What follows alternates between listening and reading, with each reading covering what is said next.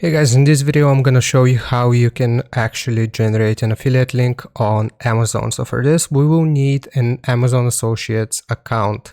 So you need to create an account on this website, so affiliate/program.amazon.com.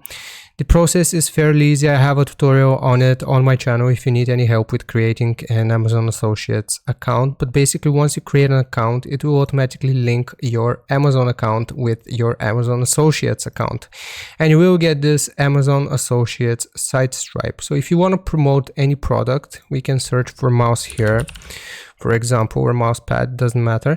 So if we want to promote this product, basically we're going to click on it. And then right here, you will be able to get the link. So if we click on text, then you will be able to see this link right here, which we can use to, well, actually earn commission. So this is our affiliate link. So if you don't see this page, if you don't see the Amazon Associates site stripe, then just go to your settings, your Amazon settings, and make sure this isn't turned off, or you can go to site stripe options. But that's basically it. That's how you generate an Amazon affiliate link with Amazon Associates. So hope this helps. Leave a like and sub. I'll see you next time.